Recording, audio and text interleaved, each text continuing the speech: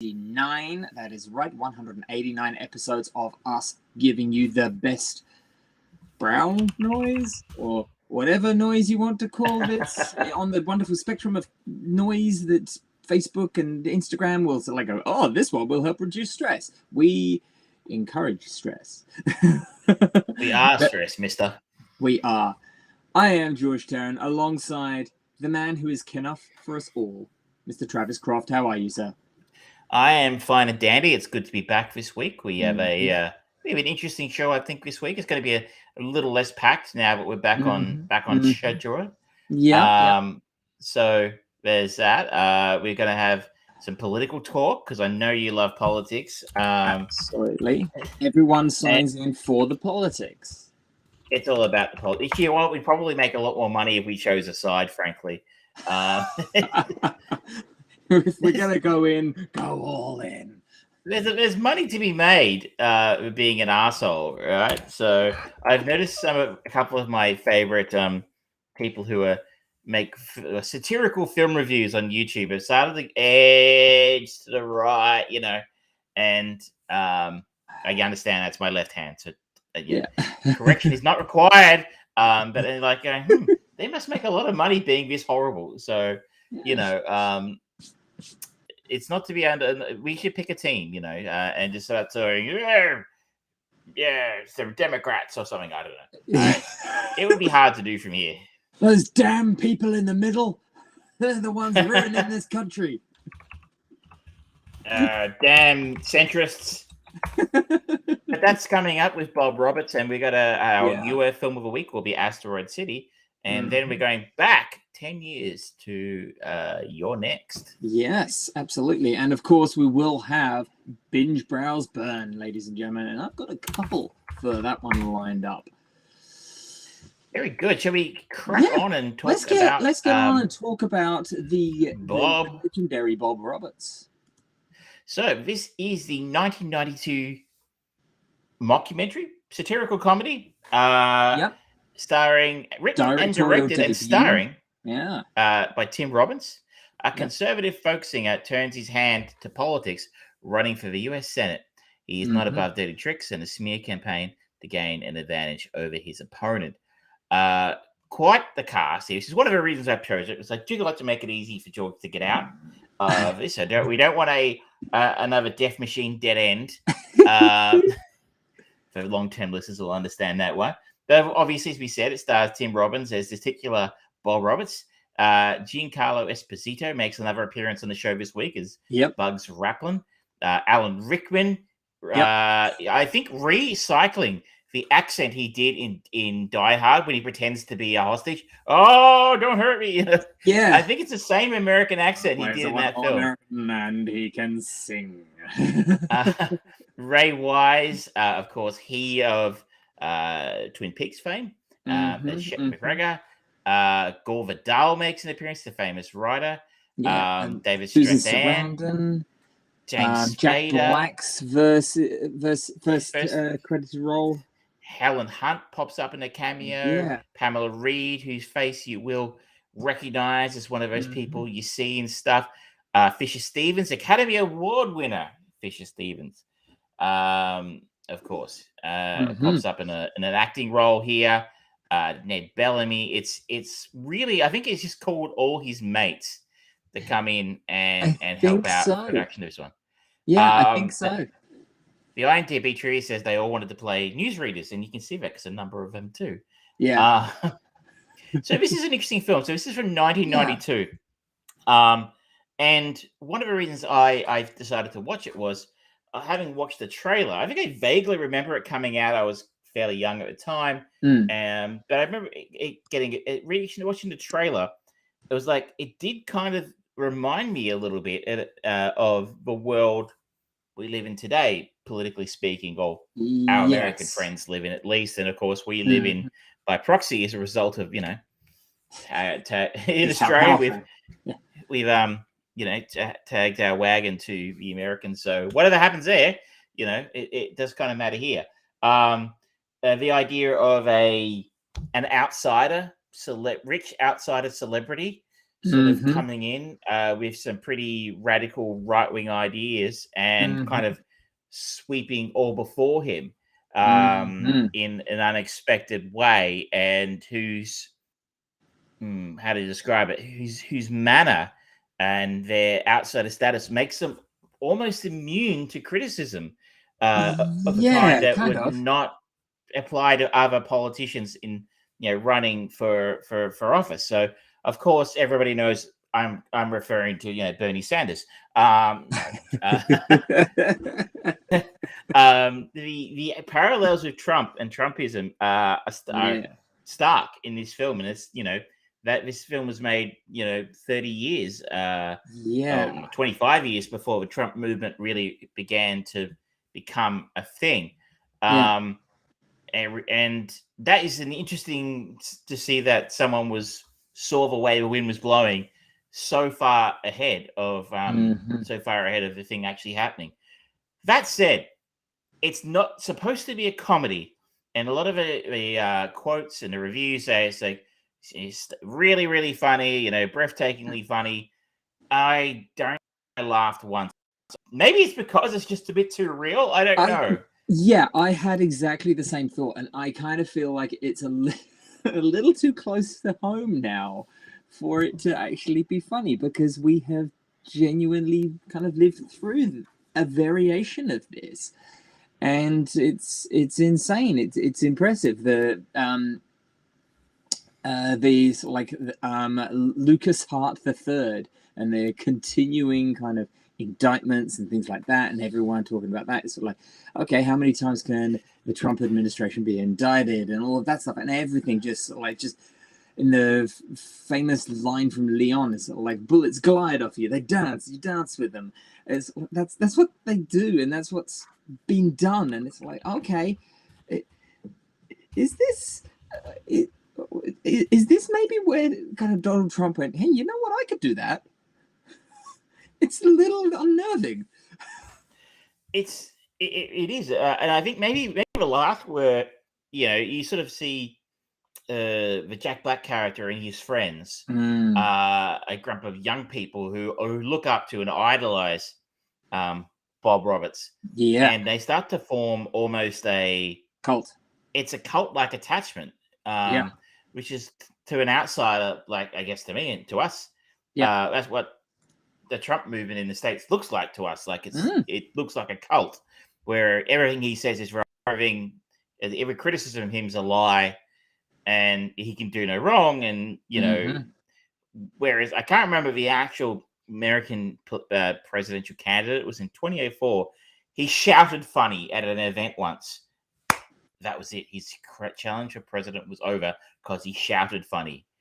And there's a name for it. I can't remember. I honestly can't remember his name. But this guy here can be indicted 4 times, including for like insurrection kind of shit. The Dean Scream, it's called. Whatever you want to Google it, it's called the Dean Scream. The guy's name was Howard Dean.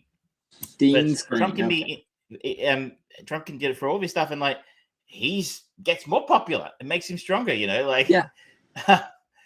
a bit like, the more you tighten your grip, the more star systems will slip through your fingers.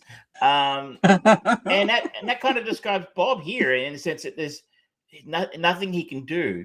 The more controversial he gets, the more out there he gets, the more it only grows his popularity. And through to the devotion of the Jack Black group, where they're wearing trench coats and stuff to look like, I guess Wall Street businessmen, in the sense that's Bob Roberts has kind of made his fortune on Wall Street. Is maybe that was where the last word. It's like, look at that, people treating a political leader like he's a demagogue who can do no wrong. And you're like, it's not that funny. It's real. Also, I think sorry, I was just going to say, I found it really interesting after watching this. I looked at the Wikipedia page and was like, this started off as an SNL short skit. It's interesting that came from it, and I can kind of see a little bit of it. Like there's the way that the movie is presented. There's just a touch of that mockumentary style from This Is Spinal Tap, or any of that troupe. There's an element of it with those kind of the cameras following behind and people, the story just unfolding in front of us. But at the same time, I kind of wish I'd seen this in 1992, because I probably would have laughed more, because it just seemed more outlandish, more ridiculous. I mean, this was like, you probably know this much quicker than I would. Who would have been the president in 1992 in our world of America? Was that George Bush Senior? Yeah, But that then it was would the have year been Bill Clinton. Clinton won the election in 92, but he would have Yeah. taken office in 93. Yeah, so it was, like some of the radical young guy that came out. I remember like that conversation when Bill Clinton first came in and stuff. It was like, oh, isn't he too young to be in presidency? And the Simpsons even had that joke thing about him pulling out a saxophone and playing at some point throughout. He did play the saxophone. That was why it was a joke. Clinton actually would play the sax at events. Yeah, so and it's was like, okay, we've seen this coming. It's bizarre. There's celebrity over someone who's actually qualified for the job. Is there any way of actually being qualified for the job? I don't think there is. Well, look, I mean, it's not our country, not our political system. It's so we can talk about it with complete authority. I guess so, but like, I mean, the hilarious thing, I guess, to me is that if you go back to Trump in 2016, is like, for all as bad as Hillary was, I think she would have made a significantly better leader of the country than Trump, especially given he led the country into the pandemic, and how many hundreds of thousands of people would still be alive in that country if it had been the other way around. But that's a different story. And now we are picking political sides, so we're going to start getting abuse probably at some point. I did find the story a little difficult a little aimless, I guess. I found it less engaging in a lot of ways than something like Primary Colors, if you've ever seen that, with John Travolta basically playing Clinton and Emma Thompson. I guess that's a more straight ahead style of film where it's, beginning, middle, end, as opposed to the mockumentary style that this is trying to play over. The difference, I guess, between this and the Spinal Tap documentary types is whereas the documentarian's largely silent in those films, especially the later ones. We actually meet the documentarian. Documentarian's a character in this.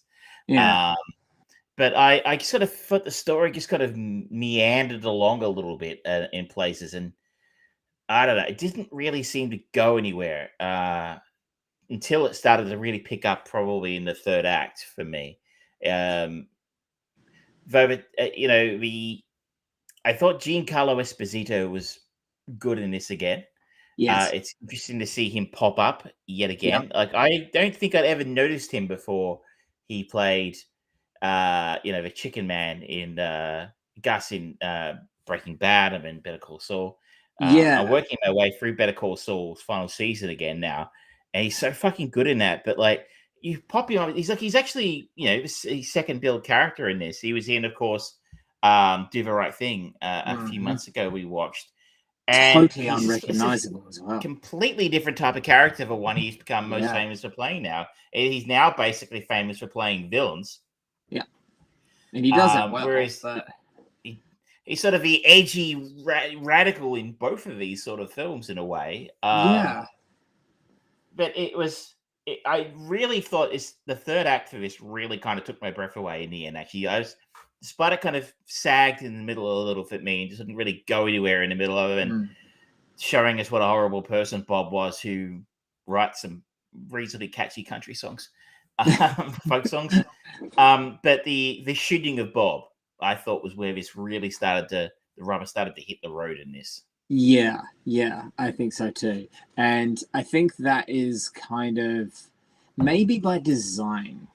I think it's there's a bit of because they keep on kind of mirroring it to his slowly escalating popularity in the polls to the eventual getting the Senate seat.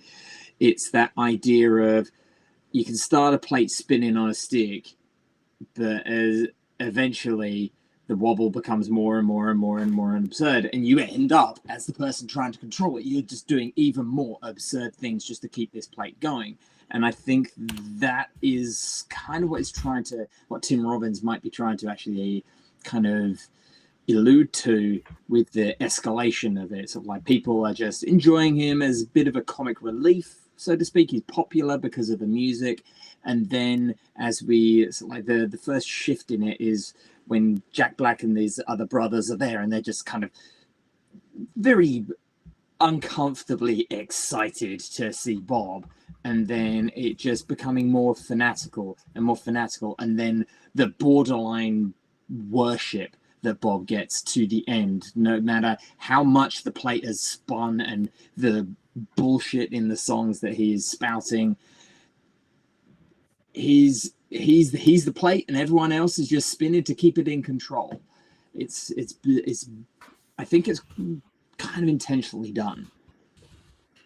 Actually, you're right, and in a way, you are kind of right. It's kind of what needs to happen if you want to keep people paying attention. You need to constantly keep. You can't just talk normal political rhetoric. If last week you said crack is a ghetto drug, don't take it.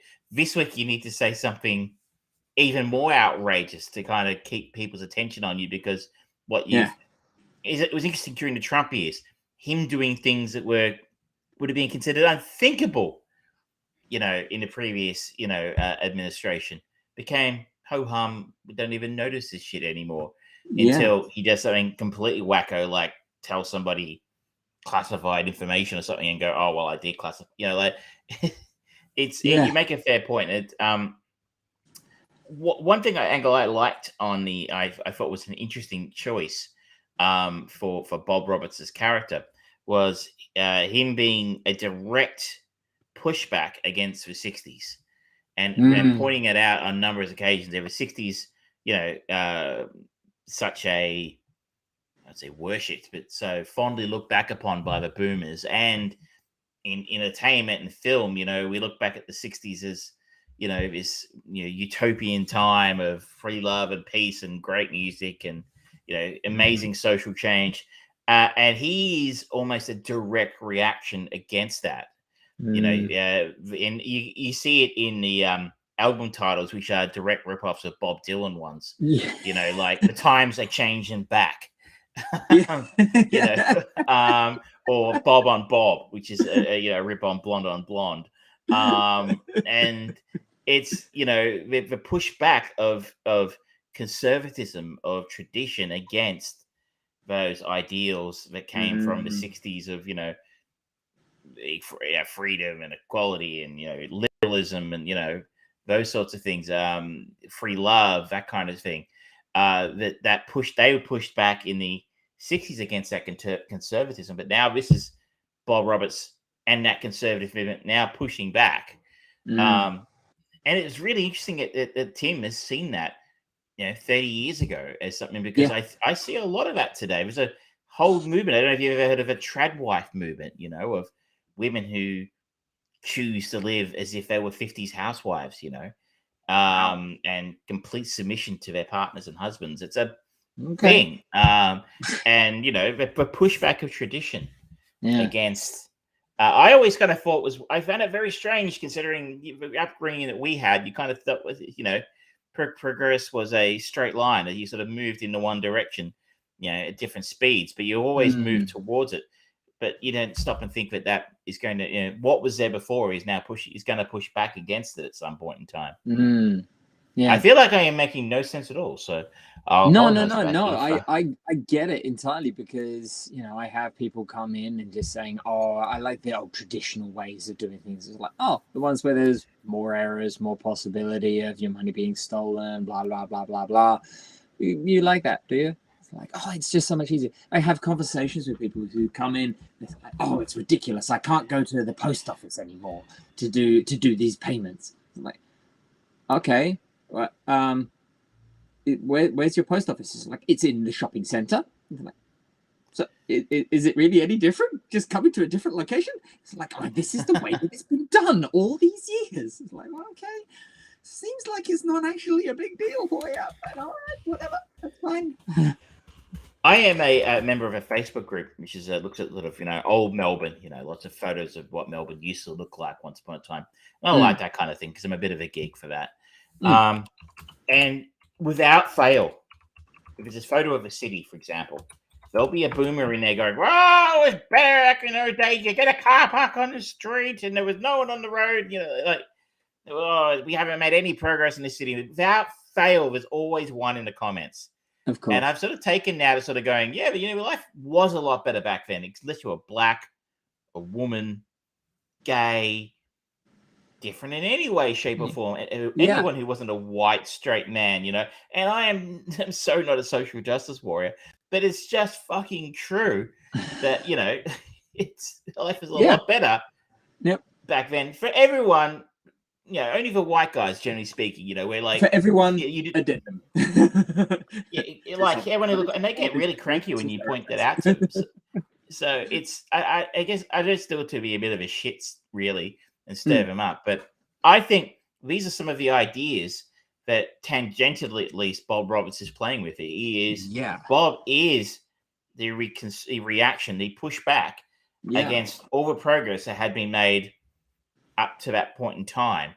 Interestingly, and I think that's what Trump was to a degree. That is the status quo, white America, largely, they're the ones who vote for him, saying we are not comfortable with giving up. We've had to give things up because, of course, you don't get to keep everything when you got to bring more people, into the fray. You've got to give up a little bit so someone else can have a piece. And these are people going, no, we don't want to give up anything. We are afraid of what's going on, and we are uncomfortable with it. And we're going to push back hard against that. With in their desperation, they turn to a man they didn't fully understand. He just wants to watch the world burn. How many movie quotes are we going to have for this Bob Roberts section?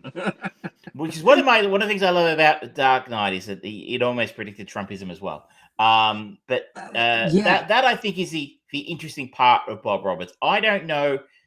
It's a strange film, but his love of fencing. The initial interview of Ray Wise and Alan Rickman while he's fencing in the background was a bit weird. But it doesn't really feel too weird. I mean, yes, fencing is not exactly the sport that everyone thinks of. So like, oh yes, poor people can definitely do fencing. It's like, no, that is exclusively for rich people or people who got a free gift card.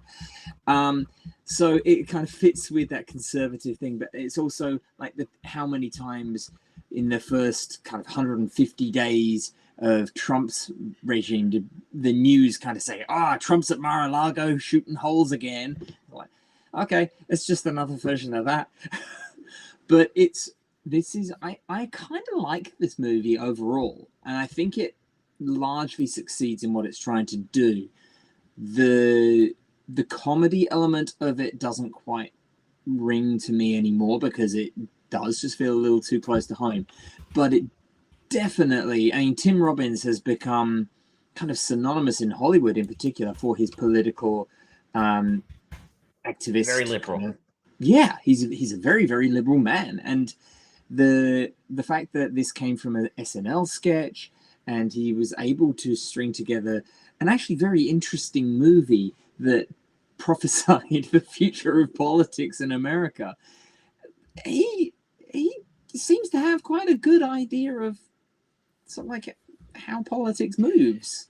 Maybe I wonder if it was the 92 was an interesting election in the US, and it saw the introduction of a third-party candidate for the first time. Kind of had something resembling an impact on the result, and that being Ross Perot, who was a billionaire Texan oil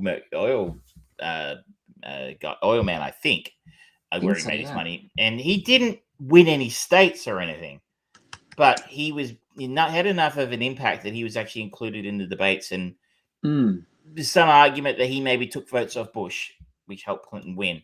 And I mean, it maybe the timings don't quite line up here, but it's interesting. This film came out in 92, and that kind of, uber rich outsider was that was the first time one of those really made a splash. And until probably the only time until Trump in 2016. Yeah. It was the annoying thing about this. It was very difficult to find as well. It was such a high profile movie. It was a pain in the neck. Yeah. That's what I get for picking obscure films. So, but I said, as you say, it's more of an interesting film. I don't know. For me, I found it more of an interesting time capsule, a filmic curiosity, rather than something I would recommend to people that they sit down and enjoy. Yeah.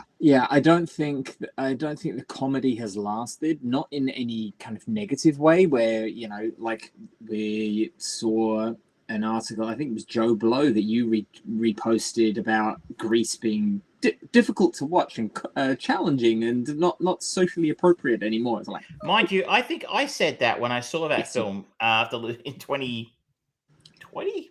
2020, yeah. It's not a good film. That one has very much aged correctly because it is bad in every conceivable sense of that description. This is not a bad movie. The comedy has just died on the vine because we now live in that kind of absurdist world. Difference. There's a difference. If you've got anything else to add, I think it's time to hand the keys over to you, sir. So I am going another political movie. I'm following David Strathairn, but I could have followed a couple of people to this movie. It's one that I haven't seen, and Steven Spielberg's Lincoln. I have not seen this either. How interesting. And I'm very curious about it because I have generally written off Steven Spielberg movies. I don't think that he's a bad movie maker, but I feel like he's very self-appealing now, and he's not the same director that he used to be in the 80s and early 90s for sure, and that's right for him. He's been working hard and he's allowed to cruise. But this one got a lot of Oscar attention. Daniel Day-Lewis is the titular Lincoln. It's got quite a cast to it as well. My goodness, has it got a cast? I'm bringing it up. Some of us say we get the great James Spader, I guess, was one of the other ways you could have followed to this film. Yeah, absolutely. It's got Daniel Day-Lewis, Sally Field, David Strathairn, Joseph Gordon-Levitt, James Spader, Hal Holbrook, Tommy Lee Jones, Jackie L. Haley, Bruce McGill, you'll not recognize his face, no doubt, Tim Blake Nelson, Jared Harris, Lee Pace. Oh, it's a sausage fest, that much is for sure, but it's apparently very good, so giving it a try. Why not? It will be interesting. Like everybody loves Hamilton, but I found it cloying because of the hero worship of America, good, what a great country, yay, and I don't know. As a non-American, I found that a little bit much. Yeah. And it's obviously it's a wonderful place. You and I have both been there. Great people, love visiting, love my American friends. But sometimes they just go a little over the top with being American. They're so keen on it, it can be a bit much. Maybe we should just counter it more with Australia and England. You see, the thing is, as soon as you try and be too very pro-English, it suddenly feels like you're just doing something that the Empire from Star Wars. It's really not good. We'll workshop it. We'll workshop it. Should we move on to something a little newer? Yes, a little more contemporary. Let's do that. Let's chat about Asteroid City. Asteroid City, the latest Wes Anderson movie to ever Wes Anderson. Whew. And does this film Wes Anderson all over itself? Following a writer on his world famous fictional play about a grieving father who travels with his tech-obsessed family to a small rural asteroid city to compete in a junior stargazing event, only to have his world view disrupted forever. Written by Wes Anderson and Roman Coppola, who is, yes, one of those Coppolas. Directed, of course, by Wes Anderson himself. Quite the cast. He really does bring the cast in now. Yes, Wes he Anderson. does. Jason Schwartzman, Scarlett Johansson, Tom Hanks, Jeffrey Wright, Bryan Cranston, Edward Norton, Rupert Friend, Maya Hawke, Hope Davis, Steve Park, Liev Schreiber. Who am I forgetting here? Tilda Swinton. Steve Carell. It's a huge cast. Bob Balaban is in here. The Fisher Stevens is in this again as well. Another Academy Award winner. Rita Wilson, Willem Dafoe, Margot Robbie. Jeff Goldblum's in it. It's absolutely packed. Yeah. It's almost stunt castingly brilliant. And here's the thing, though. I think I saw his last film a couple of years ago, which was the Paris one. About the newspaper or something. I forget the name of it. The French Dispatch. Yes. And I really didn't like that film. I was bored silly after about halfway through the film. Because I think Wes has become one of these guys who you either get it or you don't. And I don't think there are too many directors who really split people like that. David Lynch would be another one I can think of. Sometimes Tarantino does that a bit these days. If you're either into it or you're not. But I wonder if there are any quite who split people down the middle like Wes Anderson. His films are so stylized. You cannot for a second mistake it for anybody else except for Wes Anderson. Even Quentin Tarantino, who's very famous for having his own directorial style, highly stylized violence, swearing, and 70s culture references. I don't think he has the same stylistic, connection. It's like that Wes Anderson let's has just put it films. this way: if you take a still screenshot from a Tarantino movie, if you're well versed in Tarantino, you could probably pick it as Tarantino. You could take a screenshot of any Wes Anderson movie and you will know straight away that it is Wes Anderson purely because of the use of pastel. And his visuals are so beautifully staged and it's so careful. It's like each frame is almost an oil painting. Yeah. It's so the aesthetic is so incredible and the colors pop. And so I love the way this film looks. This film looks incredible. By the way, did you see the AI generated Wes Anderson Star Wars trailer? I did, and that was funny. Watch that. I would watch the shit out of that. Yep. But it's gorgeous. That the thing is, I think he concentrates so much on his visuals. I almost suspect he doesn't really give a shit about the story sometimes, because I was really keen to see this. I was like, surely the French Dispatch is one out of the box, and like everyone has a bad one. Even Christopher Nolan's last film kind of sucked before Oppenheimer. But no, this is exactly the same as the French Dispatch, which also looked incredible, had an amazing cast. It just goes nowhere. And so does this film. It goes absolutely nowhere for me. But what do you think of it?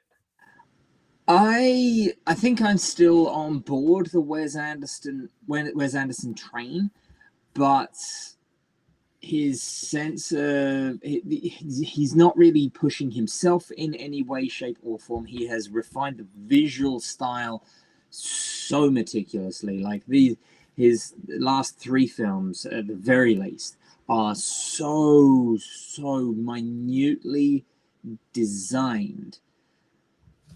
Going back to the Royal Tenenbaums, for example, totally different sensation. The writing element of it is still there. The kind of the bitterly dry comedy of moments of like the way that Gene Hackman kind of delivers a line. So like, this is my adopted daughter, Margot. And it's that unnecessary piece of information delivered in a dry manner that is just kind of like, that's Wes Anderson's comedy. It's not laugh out loud funny. It's just, it's smirk funny. It's yeah. And it kind of always has been. But you make a good point. Sorry, stop. Let's you go. Sorry. No, sorry. I was just kind of, but as he's kind of gone on, he's become more interested in that visual element of it, and I think a large portion of that is the result of his Mr. Fox movie, the stop motion animation full thing.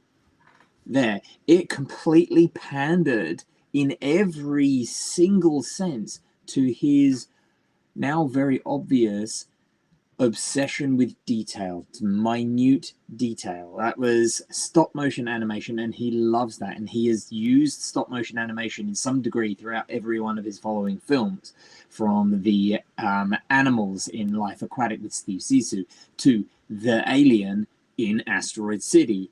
In the funniest element of the whole film is just the way the alien kind of comes down, and it's just a beautifully quiet moment, and there's stupid bug eyes, and the way that it's animated, it just looks silly, and it's like pure Wes Anderson comedy right there. The rest of it, everything else around it, just hangs so much on, oh, this is an entertaining conversation because it's quick, witty repartee between the two, and then there's a pause. And then the witty repartee keeps going again. Isn't that good and clever and smart? And aren't you feeling silly because you don't get it? But you're going to smirk anyway because you don't want to stand out in the crowd. That's what he does.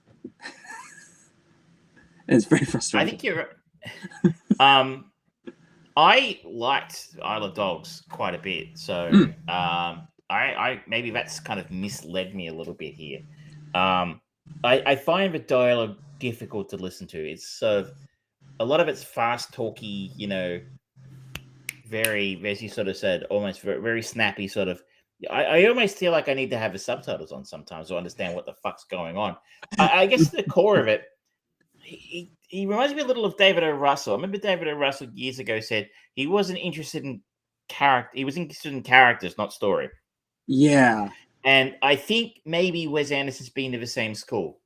I think he's interested in these people as characters because they are individually quirky and interesting characters. But that, for me, is not enough for this to be an interesting film. I need an overarching story that these characters to do something in order to make me want to watch them be quirky and interesting characters. And it's absolutely not there for me in Asteroid City. What the fuck is this film actually even about? I don't know. But that's the thing. It is not about anything, and the perfect identifier of that is the fact that it is staged in a 3-part act play, and it's just going through, and it is literally a quarantine movie. Maybe he's trying to say something about how his thoughts on quarantine and following COVID, and how we created these unusual attachments and relationships with people, and then quarantine is lifted and those relationships have changed and gone and disappeared and everything. But what he should have done, putting on the Armchair producer's hat, if he wanted to do this and just throw a bunch of semi-interesting characters into a place where they can't escape from, of Asteroid City, during a literal lockdown or quarantine, then they go, okay, Act 1 is about this character, Act 2 is about this character, Act 3 is about this character, because Jason Schwartzman, whilst generally I find him a very engaging actor, his character, Augie, is just too dry to be the primary focus throughout the whole thing. And it would have been more interesting to have like him and his family arriving in Asteroid City, that being the Act 1. Act 2 could very well have been about Scarlett Johansson's Midge character, and then we still keep Augie in, but he's not the main focus, and we just get her interacting with some of the other people. And then in the third part, it's about the kids doing what they do to liberate themselves from the quarantine because they release information about the alien. But instead, it's just a spaghetti ball of this happens, this happens, this happens, this happens, this happens, this happens, this happens. Like, a spaghetti ball of stuff. Just throw it at the screen, and interesting you talk about COVID. Whereas in 2023, Wes Anderson talked about the COVID-19 pandemic, how the pandemic inspired the film, and it's a story saying, I don't think there would be a quarantine in the story if we weren't experiencing it. It wasn't deliberate. Writing is the most improvisational part of the whole process. It relies on having nothing. Maybe that makes sense to you. It makes no sense to me. I can only like to have something when I'm writing. Yes. I guess the key takeaway here for me is that I can't tell you what the fuck this film's about. I thought the framing process of a play made no sense to me. Mm-hmm. It was just there for reasons. It didn't actually. I don't know. I have no idea why that's another person who's in this movie, Bryan Cranston. Bryan Cranston is the narrator. And one of the funniest moments is where Midge walks up to someone, starts talking, and then Bryan Cranston's there. So like, I'm not supposed to be in this scene, and he just walks off. One of the few smiles in the entire film. That was pretty funny. I think if I'm going to go on a limb here and say, I think the only one of his films I've ever liked was Isle of Dogs, which I really liked. Grand Budapest Hotel. For some reason, his quirkiness worked in that film. Maybe it's because it had a better story and it kind of all came together, and it just worked in that. I have not liked anything else he's done particularly. I didn't like Rushmore. I didn't like the Royal Tenenbaums. I didn't like the Life Aquatic. Didn't like French Dispatch, and I hated this film. I hated it. I absolutely hated this film. It's so much talent on screen and so much effort has gone into the way it looks. And I love how it looks. The aesthetic speaks to me so much. And I wanted to like it. I was excited to see it after the trailers. I'm like, surely he's got this one right. Surely this is going to be something a little bit different and for a Wes Anderson film, but it was not. If you don't like the rest of his films, you're not going to like this one. If you do like the rest of his films or appreciate it a little bit, like George is a little bit on the fence here. He likes some of them, not others. Yeah. I think but like if you are at all into what he does in Rushmore, Bottle Rocket, Royal Tenenbaums, Life Aquatic, that kind of thing, especially if you like the French Dispatch, you will probably like this film. Unlike me, because I think it's the fucking write-off, and I will not be rushing back to see whatever it is that Wes does next. I mean, what I wouldn't give to see Wes paired with a decent writer. That's the thing. I was kind of cooking in the back of my head, so like other directors in the Wes Anderson kind of camp. Zack Snyder is kind of one of them, where he's actually, the things that he presents on screen generally look really cool, but he's not a good writer. He's just not. And anyone who says otherwise, you are reading way more into his scripts than he is. It's like, okay, your visual style and the way that you direct it is awesome. Just get someone else to write the script, please. And don't fart around with it. Having now seen the trailer for Rebel Moon, I hadn't seen it before the show last week. I suspect that criticism of Zach is going to continue after this one. That is one of my 10 hours or something stupid like that. Oh, I don't know. But look, I don't want to go any deeper on this one. It's annoying me talking about it. It had so much potential, and yet again, an amazing cast was just squandered on cinematic masturbation by Wes Anderson. As I said at the start, he has Wes Anderson all over himself. Yeah.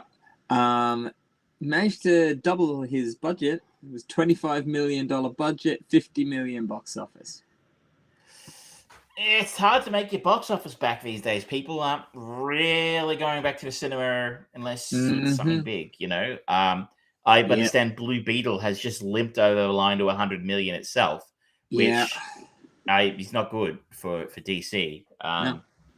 That's a difference. Not I good haven't for seen it. any. I don't think it's come out here yet. But so we can't talk about it. But you know, we will eventually. I am sure that is. We'll get to it. Newer movie, Asteroid City. That's a maybe from George. I think maybe a yes or a maybe. I think that's a maybe if you've really enjoyed at least 4 of Wes Anderson's movies in the past. There you go. That's the criteria. Yes. Moving on. Let's move on to something now for something completely different. A man with 3 buttocks. Also, you said you wouldn't tell them. Don't be ashamed. Let's talk about You're Next. This is our film that the this time wheel of Destiny gave us. This is from so many years ago. This was released roughly this time, last show 2 weeks ago, in 2013. And believe it or not, this is a film I've actually seen twice before. 2011 here, but I think it was released in 2013. So I'm not sure what's up with that. But anyway, my sources said 2013, and I'll stick by that. It was released at the Toronto International Film Festival in 2011. It was worldwide theatrically released 2013. So it does qualify, right. Yes. I had seen this film twice before, but I was struggling to remember where. I think it might have been on a plane or something, or in a hotel in Japan, maybe, because it was in English. When the Davison family comes under attack during their wedding anniversary getaway, the gang of mysterious killers soon learns that one of the victims harbors a secret talent for fighting back. This film is directed by Adam Wingard. We talked a little about him last week. He has gone on to make a few other things, including Godzilla vs. Kong from a couple of years ago, the Blair Witch remake in 2016, and The Guest in 2014, which I think was actually pretty decent from memory. It's written by Simon Barrett, who I don't know has gone on to do a whole lot, other than work a fair bit with the director. There are no stars in this film. I'm sorry, I still can't really forgive Wingard for the travesty that was Death Note on Netflix.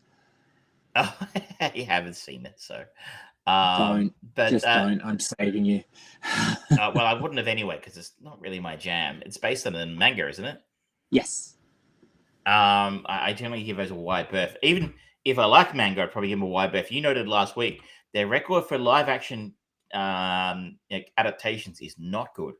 Nope. I guess we'll get to some of that later on. Yes. I guess there is really no actor of note in this film that I'm aware of, short of the main star, Shani Vincent, who plays Erin, who is an Australian actor who actually plays an Australian in the film. And really, the only notable reason I know who she is because she was on Home and Away for a really, really long time. For those who are not aware of what Home and Away is, it's an Australian soap opera, a little bit like Neighbours, if you're familiar with that one. But it is also a lot of talent has gone through Home and Away, I think, including the likes of Chris Hemsworth at some point. So it's kind of a Neighbours. I think Margot Robbie was a Neighbours girl rather than a Home and Away girl. I think so. Yeah. So I don't watch either of these shows, but it is kind of a talent academy for some reasonably big stars. I think Guy Pearce came through that way as well. Melissa George at different times as well. So I remember seeing and thinking Shani Vincent had a chance to be something like that level of star. I was wrong. What did you make of Your Next? I was so bored. I was not interested. I was not interested in any of the deaths. I thought they were just boring. I thought everything about it was just so boring. I've not felt offended by something's boredom so much as this movie. It was I didn't look at any trailers. I've not seen this before. I thought, okay, you know what? I'm just going to go in and experience it. And I just found myself looking at my phone because I was just not interested in what was happening on screen. There's like, I don't. Yes, all of these people are fucking assholes. Just all die. I'm happy for that, and let me finish this movie. I was bored. Wow, it's a scathing review. Yeah. I'm going to go on a limb and say you didn't like it. Oh, I thought it was fantastic. What are you talking about? No. I'm going to go ahead and disagree with you here. I quite liked this when I saw it 10 years ago. Mm-hmm. I must say, I don't know that it's aged terribly well. It is very much of its time. Mm. In it's a house under attack film. Yeah. There are a few of them around at the time. The other one I'm thinking of is The Strangers. I don't know if you've seen that one. That had Liv Tyler. It's a few years before this. Yeah. Similar sort of thing. And, you know, the animal mask thing. Yeah. I can't think of any direct examples, but I feel like that was a thing that people were doing at the time. Well, I mean, this was sort of like soon after, there must have been one or two Purge movies out before this, I think. And it's like that idea of the home invasion and defending what's yours, etc. It's a little bit like that. It's like a home-based version of Taken in a way. You know, what she has is very special sort of skills. I think that if you sort of the characters are kind of all repulsive, bar Erin, I think, who really I think is we're supposed to root for. But I don't think she comes across as an arsehole. I think she's not given. One of the weaknesses of the film is it goes straight into the action with the killers basically taking out the next door neighbors to the Davidson family in a fairly brutal manner. And the central conceit of them writing "You're next" on the window or the mirror really actually ever make a lot of sense. It's just sort of cool thing that they could put in a trailer. And almost like they came up with the title next and then thought, okay, how do we work "You're next" into the film so it makes sense? But it is what it is. Where I think if the film falls down a little bit for me is we aren't given any time to really meet these characters or figure out who's who or, you know, feel any way about them particularly before they start dying. There's a couple of them who are like one of the couples we meet who are while they're getting ready for bed, they make nasty comments about Erin and her accent being really grating, which, you know, being an Australian, arseholes. And I think we're supposed to feel that way about them, but they're pricks. But that's kind of all we get. And then you're straight into, you know, the killers stalking the house and killing people with rather unusual methods. Like they're using crossbows and shit. And you're kind of like, you're in the middle of the forest. Like there's literally nobody around for miles. I talk about that all the time about how isolated it is. Why would you use a gun? You know? Like, and why they had to go about and things like that. It's like, okay. And I just don't seem to. The whole plan doesn't make any sense. The whole plan being, sorry, spoilers for a 10-year-old film, that Erin's boyfriend Crispian has basically worked together with his brother. Is it Felix? I think. Yes. They've basically, conspired to knock off their family so that they can get their inheritance early. And so they've hired these men in animal masks to come in and kill the family. There'd be a far more efficient ways of doing it rather than, you know, stalking them like a horror movie, right? Like, there's a throwaway line towards the end where it's sort of like, oh, it's supposed to look like just some mad psychopaths came through and just ruined everything. It's like, I don't know if that's actually a good plan you've got there. No, you're quite a great man, not a great plan. Yeah. And there's lots of ways to make it look like a psychopath did it, right? You know, but it turns out that Erin has a certain set of skills, and that she grew up next door to Kevin McAllister, apparently.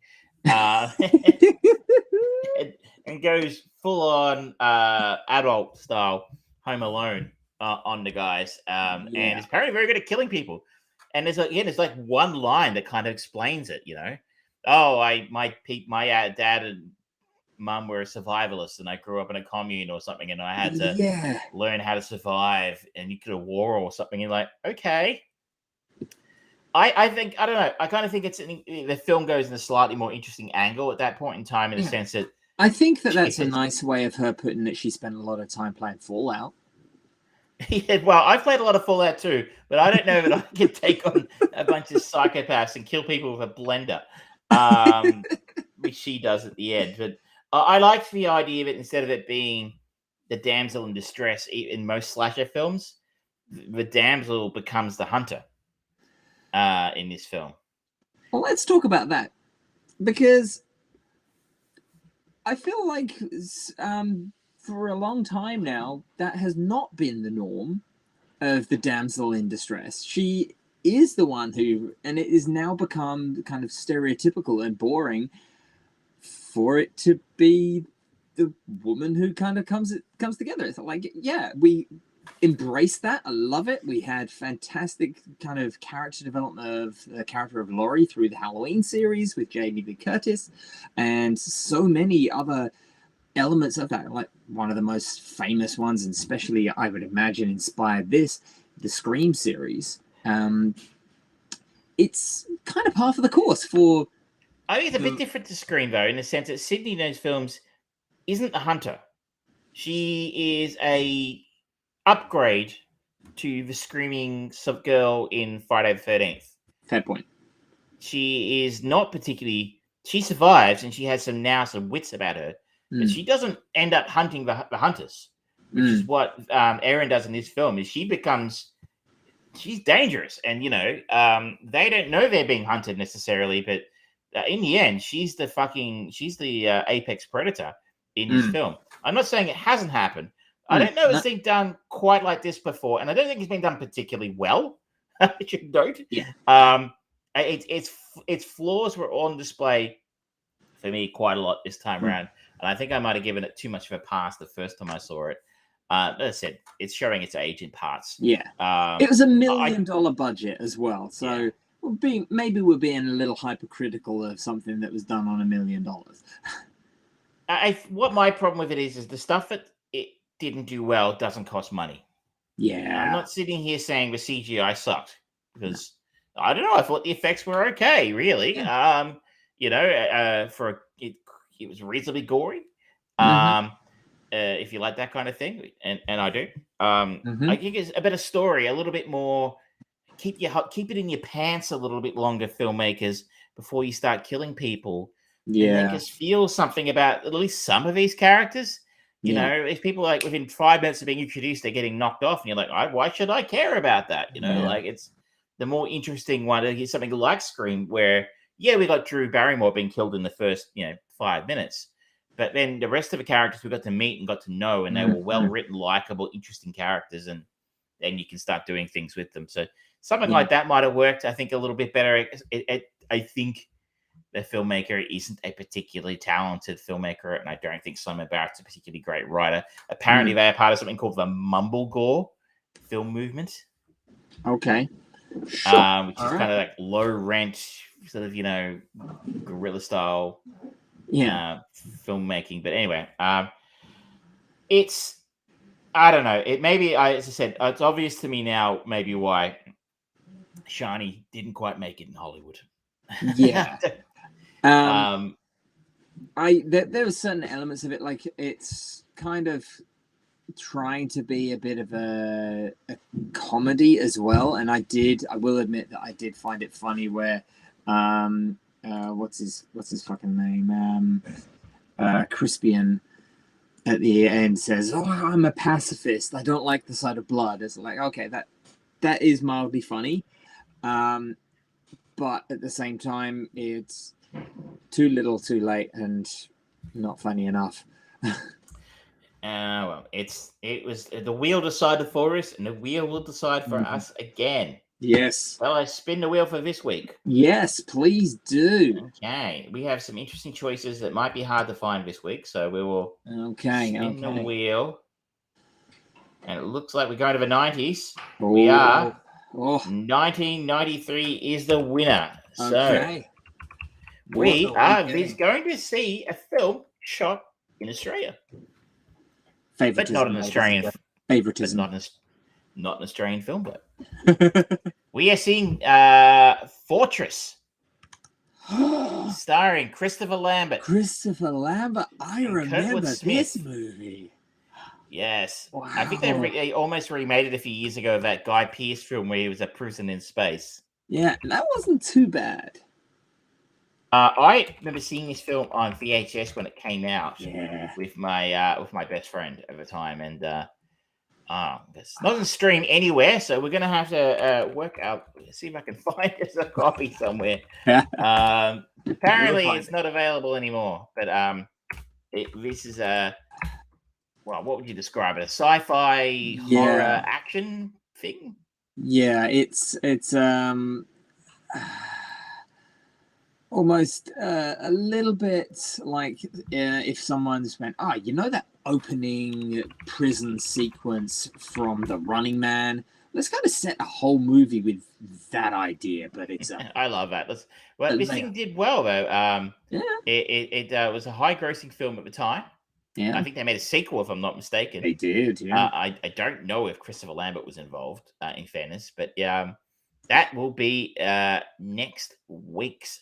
He was involved, and it's got one of the best taglines: Fortress 2, Re-entry. Not bad. And you just face it, Christopher Lambert was less than picky with his film roles in the 90s. Mm-hmm. And I suggest he probably remains such. I haven't seen him in a film for a very long time. Yeah. You and I were trying to explain on the weekend the joys of Christopher Lambert to Michelle, who's never seen Highlander. No. But even the selling point of a Scotsman playing a Spaniard with a Scottish accent, and a Frenchman playing a Scotsman with a French accent, wasn't enough to get the film across the line. No, I don't know. It's hard sometimes. We to understand did also forget to mention the amount of Queen music that's in it. That might be a selling point. I don't know, though. We didn't talk about Clancy Brown. And Kurgan. Highlander. Fantastic. As it's like we have two cats in the house, and quite regularly they'll sit on a bed, a couch, a desk, and they'll get into it with each other, and then they'll scare one of them off. And I'll just look at Michelle and go, "There can be only one." And she has absolutely no friggin' idea what I am talking about. So, well, it can't be helped, I suppose. Not everyone is wonderful, but as with every single person on this planet, she has her flaws. Indeed. Well, look, I mean, Highlander. I mean, at least, I could have done worse. I could have started with Highlander with a 3 or was it 2 for Quickening? I can't remember. Highlander 2, The Quickening, yes. I think we watched that for the show a while ago. And yes, we did. Awful. I tagged the show Highlander Poo because I'm a grown-ass man. and I think that's still some of your best work. Shall we move on to Binge Browse Burn? Yes. Binge Browse. What have you got for us this week? I'm going to talk about the big new release for Netflix, first and foremost, which is One Piece. It is based on the anime and manga of the same name. It is possibly the longest running anime. It's got over 1,500 episodes or something like that. It's ridiculous. Follows young Monkey D. Luffy as he adventures off to become the king of the pirates and find the One Piece, legendary piece of treasure left over by the now deceased Goldie Roger, who was a famous pirate of the time. This is a very, oh my god, people are obsessed with One Piece, and this had a lot to live up to. The characters are iconic in certain circles. And we got, in traditional Netflix manner, season 1 dumped all in one go. I have watched all of it. It is largely entertaining, if somewhat a little empty, because they, as you can generally expect with something that has so fucking much content, to get to a finishing point for the season, they have to leave out a lot of little bits to help inform on the characters. I'll forgive them for that, because they actually, I feel like, did quite a good job on the casting. We've got people that I do not know for the main characters. Inakai Godoy, I think, as Monkey D. Luffy, and he's delightful. He seems to get the general idea of the Luffy character from the existing source material, and he brings it quite interestingly into the real world, shall we say. He's not too annoying. They tame back a lot of it, like in a lot of animes, it's like they have their catchphrase and they hit it every time they can, and it's like I have this mental audio in my head of what they would do if Naruto became a live-action TV series, and it's like the way they translated his kind of catchphrase from Japanese into English for the subtitle version. It was just always "believe it," and having that repeated on and on and on would be like nails in my skull. And there's elements of that the character of Luffy does. He constantly goes on about the One Piece and being king of the pirates and things, and it comes up maybe a little too much in this, but not so much that I'm offended.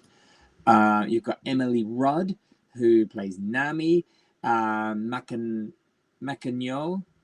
who plays Roronoa Zoro, Morgan Davies plays Kobe, Jacob Romero is Usopp. There's, I think the only famous face in it is Vincent Regan, who plays Garp, and I can't actually remember where I know him from. Oh, yeah, he was in 300 and Troy and Clash of the Titans. He's kind of one of those typical kind of grizzled older men with muscles. And that's what he does here.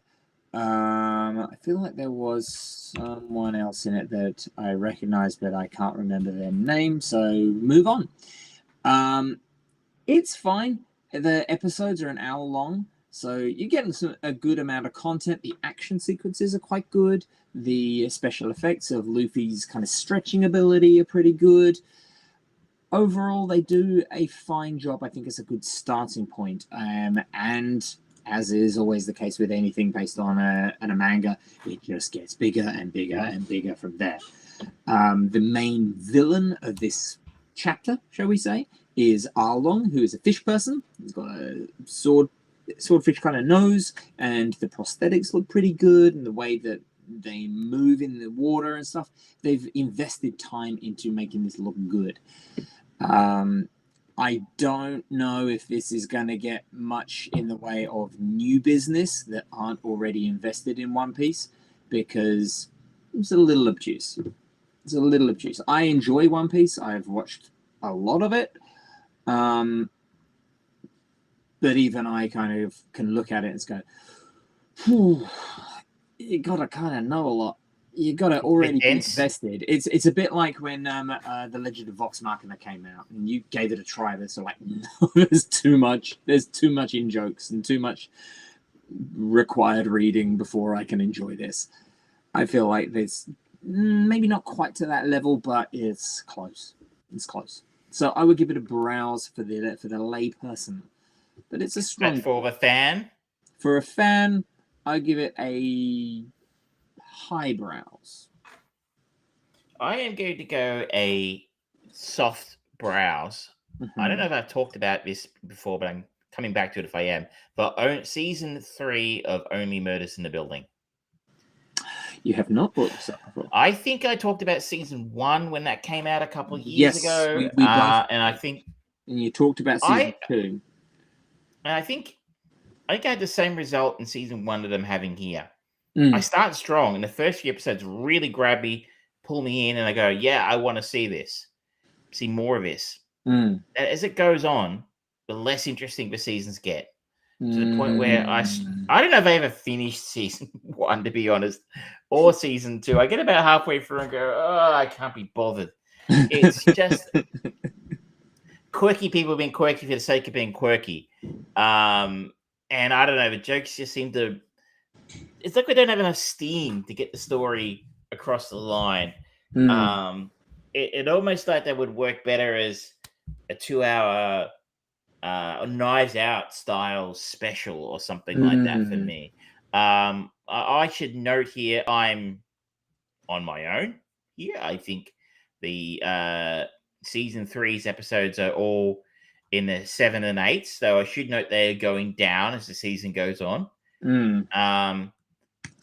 Season 3 basically concerns a famous Hollywood actor played by Paul Rudd, who is appearing in a play directed by Martin Short's character, Oliver Putnam. It's his big Broadway comeback, and he dies the night of the first show.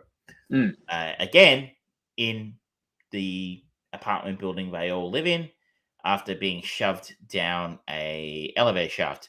I'm spoiling it a little bit, but like this happens in the first episode, so and he's gonna die, right? Like, you bastard. So, of course, they yet again set out to explore the murder for their podcast. Everybody's fine. The Meryl Streep pops up in this season, and you can see that as an actor, she is head and shoulders above everybody else's performances. She is an incredible actor. There's a couple of moments in this where, she's playing an actor in the play, or the Broadway show, and when she has to audition, you're like, wow, you forget what an incredible actor she can be. I don't know that the rest of it's really her though. Like, we're basically sitting there going, also, I assume she's the killer, right? Like, I mean, she's probably the killer because she's like the most famous person in the show. You're going to get Meryl Streep to appear in your TV show and she's not the killer? I mean, come on. Obviously, the series is yet to finish. It is 6 episodes in. Yeah. So it could be anybody at this point in time. If you liked the other 2 seasons, I think you'll like this one too. But if you're a bit like me and you're kind of on the fence about it, it's not any better now. It's not any worse. It's fine. Yeah. Have you got anything else? I do.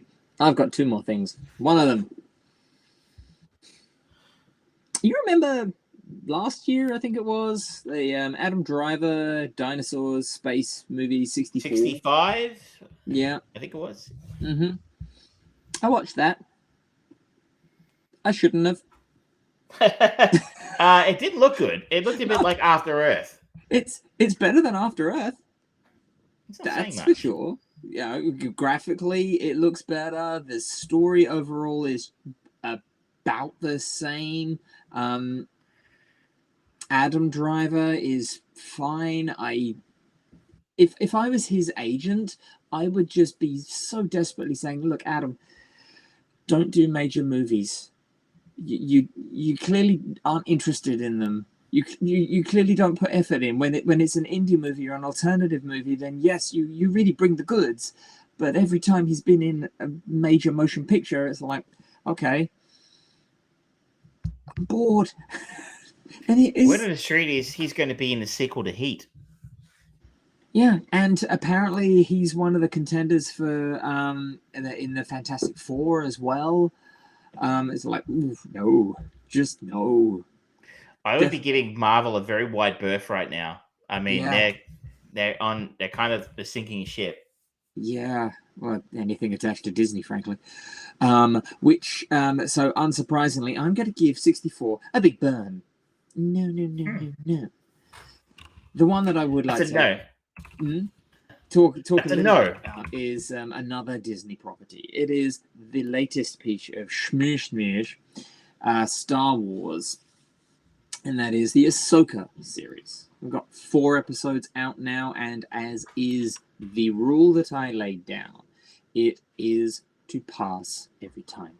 If a TV show is released weekly, but the first episode is partnered up with the second episode, it's because there's pacing issues, ladies and gentlemen, and they weren't able to get a good pace for one episode and just release that. They needed two because it's a whole episode of setup and then a more action-orientated second one. So when people come out of that first day of, it's new release, that was fantastic. It's like, the first half was build up, the second half was payoff.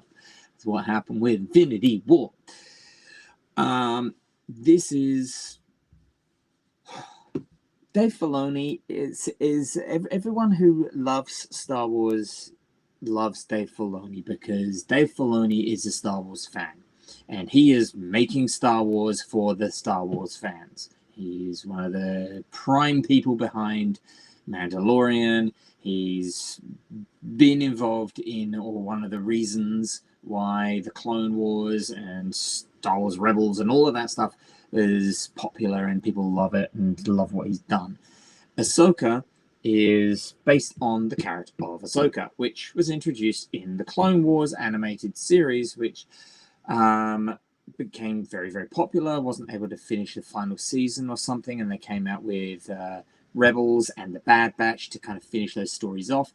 And throughout the whole thing, if you haven't watched any of that stuff, ladies and gentlemen, you are lost because they are referring to characters as like, I don't know who that is. I don't know what that is. I don't care. They're not giving me any information as to who that person is or why I should care about them. So why should I care? I don't care. This is the last completed work of Ray Stevenson before his passing earlier this year. It's got David Tennant as the voice of one of the Huyang. It has got one of our more enjoyable actresses, Mary Elizabeth Winstead, in it, as well as Rosario Dawson taking on Ahsoka Tano role. And I'm going to do it just because it came out very recently. I'm going to put spoilers up for this one. You probably won't care about this, Travis. There is a cameo by Anakin Skywalker at the end of this episode. And this will make you feel very, very old, Travis. They de-age Hayden Christensen. Oh, God. Yeah. that made me feel ancient. At the end of, at the Last Crusade where he withers and dies very quickly. That kind of happened to me. I'm like, no. He was a bratty kid. No, we don't need to de-age him. He's fine. Whew. But yeah, they did. This is all build up. This show is all build up. It's payoff for something. If you haven't watched any of the animated Star Wars, you're not going to know or care about these characters. And it's build up talking about Thrawn. And if you were an old school Star Wars fan, you would have grown up knowing about the Thrawn character, General Thrawn, and how amazing. No, shut up. I'm not talking to you, Siri. Once every week, she's got to get it on the action. She's our secret third guest. But it's like, okay, if you don't know that, there's nothing here. They're not actually kind of foreshadowing anything well. And everything that has been sort of like, what's going to happen? You're not asking that question because you know. Like, Ahsoka got knocked off an edge. The show's called Ahsoka. She's not going to be dead. So, come on, don't even play. Don't even play. And it's so that you can do these force visions and all of that stuff. It's like, okay. Again, Star Wars is not for me anymore, ladies and gentlemen. It's not bad. I'm not going to burn Ahsoka. It's just, I don't care. I'll put this as a very soft browse for anyone who is remotely interested in Star Wars. You're going to have to do some I guess if you've been following it, if you're right up to date with everything that it's referencing, people seem to be liking it. It's got good ratings on IMDb. So if you're a fan of this particular character going through where it came from, I enjoy Rosario Dawson a lot. Yeah, same. And I thought Ahsoka was an interesting character in season 2 of Mandalorian, I think. She popped up in, and I was like, but I don't think it's a bit like when Marvel announced an Echo spin-off series from Hawkeye, and you're like, Yeah. why? Who's Yeah. interested in seeing that? Like, Mm-hmm. no one's interested in seeing that. Mm-hmm. And I kind of thought this is maybe a step too far. A spin-off of a spin-off is a spin-off too far. Yeah. So I haven't been tempted to go back. Frankly. yeah, no, don't bother. You would not find anything of enjoyment in it. I'm going to go out a little left field here and use a feature film or a feature documentary as well. Now, heads up, this could be a little difficult to find. Okay. It is available around the place. I had to use my slightly less than legal sources to get a copy, because if you're going to fucking sell it to me, give it to sell your shit to streaming services so I can watch it, please. Yes. I'm not paying $15 to rent your movie. Just not.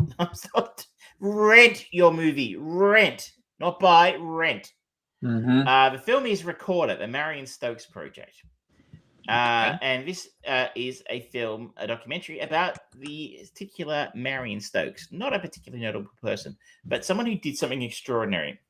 She was a very rich former communist, of all things. There's two things. One thing's not like the other there. Who had worked in television. Who, at the start of the Iran hostage crisis in 1979, started recording live television and didn't stop for 30 years. She literally recorded live television around the clock for 30 years. And you might be going, man, who the fuck cares, right? But what you have to remember is TV stations traditionally were very bad at keeping copies of what they broadcast. As in, they didn't. They would tape over it. Yeah. It was a story a few years ago about Doctor Who that the BBC had broadcast. That Yeah. a lot of those early episodes of Doctor Who were considered lost because nobody knew it was going to go on to become a cultural phenomenon, but did, and they just taped over it. Yeah. And so they would put out calls. That I remember hearing stories about them uncovering episodes of Doctor Who in Uganda and stuff like that. But Marion Stokes, if she'd been taping the BBC in the 50s, she would have that potentially, especially things like news. They wouldn't necessarily keep a copy of those news tapes unless there was something important happening, 9/11, the hostage crisis, an election, something like that. So she has an increase, by the time of her death in 2012, had amassed around 70,000 VHS tapes with capturing what was going on in the world over those 30 years, which is they explore in the film is quite an extraordinary collection to have, quite valuable. The film does explore who she was and what made her want to do that as well. She's a very interesting character. This is one of those fascinating things that you get into the weeds about somebody completely unnotable, not exactly somebody who would ever be famous for any other reason. What fascinating stories people have. In that, she basically was a shut-in for 30 years. And, we meet her employees who despite the fact they had to live by these incredibly strict rules that she set down for them, are insanely loyal to her and were almost family members of hers. Worked with her for like 20 years, some of them. The only disappointing thing for me, I enjoyed the film very much. It's very much a straight-ahead documentary. Yeah. Nothing revolutionary. It's fine to me. It's the kind of doco I like. Yeah. The only disappointing thing is at the end of the film is that they have donated her collection. Apparently, they had a lot of trouble finding someone who would take these tapes off their hands. Really? Like, no one wanted them. And I'm like, how does nobody appreciate that these things are insanely valuable? But in the end, they donated them to the Internet Archive. Apparently are planning to digitize them all. So this film, and there are people in the film who, from the Internet Archive, people who talk about what they're going to do with them, and what they're planning on doing with a lot of the tapes and how they're planning to present them. This film's from 2019. You can go and have a look at the Internet Archive now and look at their Marion Stokes archive. It's pathetic. Really? Absolutely pathetic. Now, I don't know anything about the Internet Archive. I don't know where they get their money from. I don't know if it's a money issue, a pandemic issue, a lack of will, a lack of technology. I don't know. But this woman recorded 70,000 hours of tape. Now, I understand it's not going to take 5 minutes to then digitize all that. I don't know exactly how you digitize VHS tapes. I'm sure there's technology. Yeah. But I would have thought in 4 years, you would have come a reasonable, distance, if that makes sense. You might have made a dent. Yeah. And there might be some interesting, stuff that they've done. Like, for instance, they were talking about the captioning being in her videos. They were captioned, so we have a live, and then being able to have the machines read the captions and being able to search her archive, using its keywords that appear in the captions, which is an interesting idea. But as of today, I'm looking at it right now, there are 181 items in her archive.